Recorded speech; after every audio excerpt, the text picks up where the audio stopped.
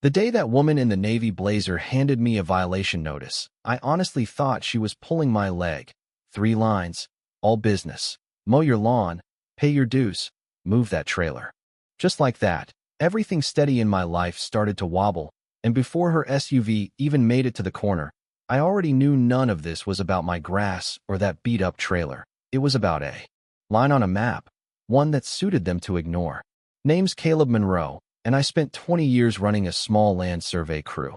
Nothing glamorous, just me and the guys in mud boots making sure the world didn't fall apart over a misplaced fence post or a lazy deed description. After I finally sold the business, I grabbed this little patch outside town, parcel 58, at the county auction. Paid cash, signed the deed, and for the first time in a decade, I could actually see myself settling down. Maybe grow tomatoes, maybe have a dog that didn't mind a little mud. All I wanted was a quiet life, just me, my hands, and a little bit of stubbornness. No drama. But about 2 weeks after that lady's visit, my mailbox started coughing up letters, demands, fines, register with the Homeowners Association, bills for landscaping contracts that were already double last year's numbers. First letter wanted $320, next one said $1,200, and by the third, $3, $400, with a nice threat. About liens for dessert. I read them the way you read a bad diagnosis. Slow, praying you're misreading. All signed by Vivian Crow, board president, queen of polite threats with a smile that could shrink a room. I saw her online. Always those pearl studs, always looking like she was doing us all a favor just by caring. But here's where being a surveyor paid off. I called the county recorder, drove down with my paperwork, and spread everything out under those harsh fluorescent lights that make even coffee stains look official. Their HOA map, their covenants, none of it touched parcel 58. Their own rules stopped at a creek, and my place was a field past that water, never included, never owed them a dime. When I told Vivian, she just smiled that slow, rehearsed smile. It's complicated, Mr. Monroe. Precedent, paperwork, you know how these things go.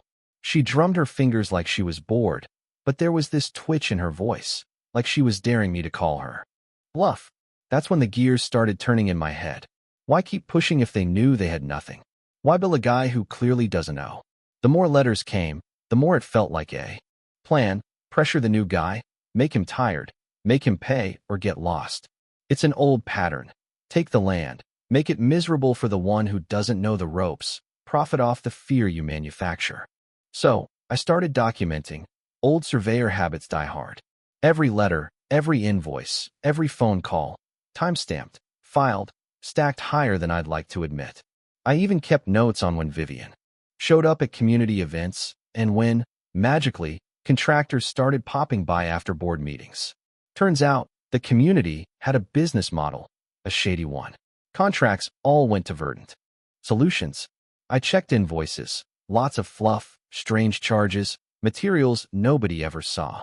Pulled the business registration and, well, surprise, Marcus Crow, Vivian's husband, at an address just down the road. It was turning into something bigger than a neighborly spat. Enter Dolores Finch, who found me in the hardware store one afternoon, eyes squinty behind fogged-up glasses. You watch yourself, son, she said. When they can't get your money, they'll make life hell. Dolores handed me a fat folder, old meeting minutes, newsletters, and a list of votes that never quite added up.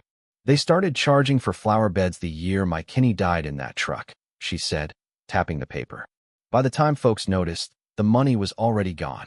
Dolores told me stories, neighbors who asked questions and suddenly found themselves targets.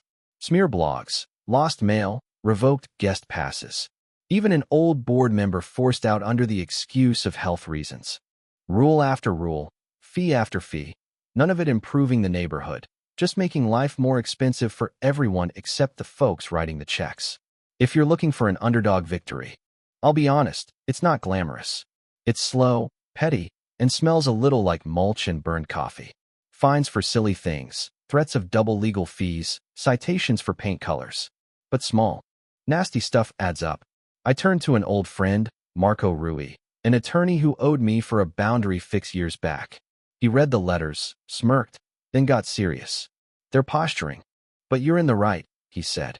But if you want to end this, you'll need leverage. Legal, financial, maybe both.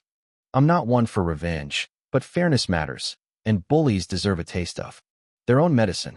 I started showing up at board meetings, sitting quietly in the back, notebook in hand, watching Vivian perform her charm routine, stories about her kids, the new charter school, the broken streetlight, until someone asked about Verdant's invoices. Then, she'd gloss over it.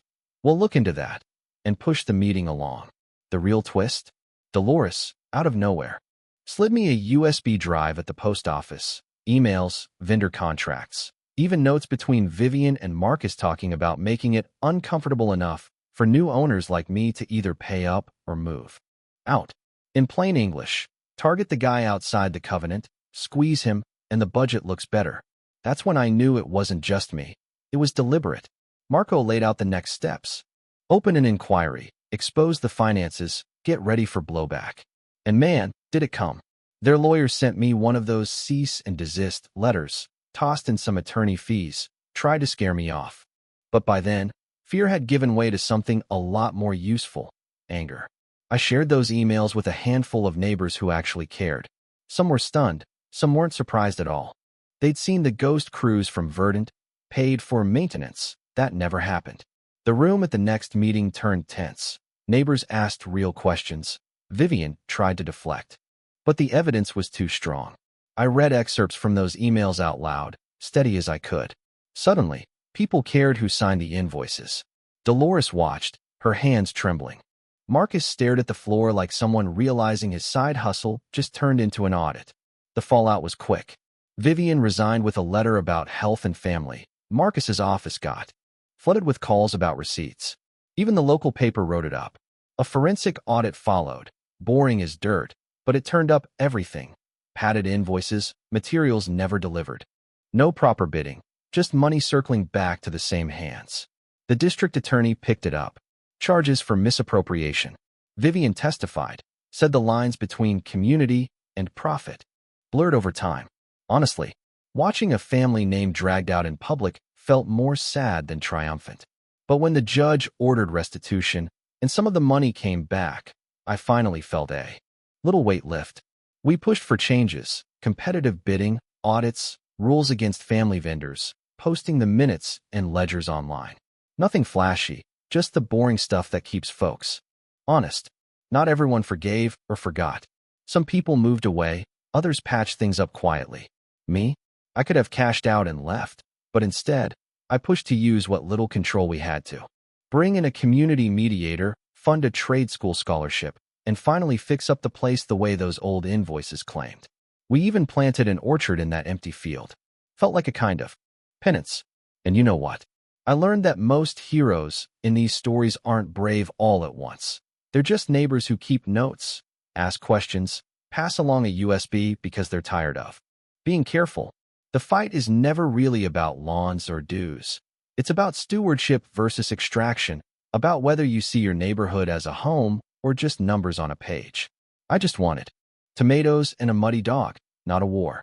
Still, there's this picture in my mind. Dolores handing me that USB, Marcus blinking at the auction, the old board crumbling under the weight of receipts. And then, just me, on a Sunday morning, planting a sapling while a neighbor drops off a bag of compost without a word. That smallness, that's what you're really fighting for. So here's my question. Would you have bought the lien? Would you have walked away? Where's the line between using leverage and becoming the lever yourself? Drop a comment, share your story. What feels like justice to you? What feels like too much? Ever seen this kind of small-town power play where you live? Tell me about it. Or just tell the next guy at your HOA meeting to look at the receipts and keep asking the boring questions, because those are the ones that actually keep places honest. And if this struck a chord, pass it along to someone who needs it. Neighborhoods survive when folks are willing to watch. The watchers.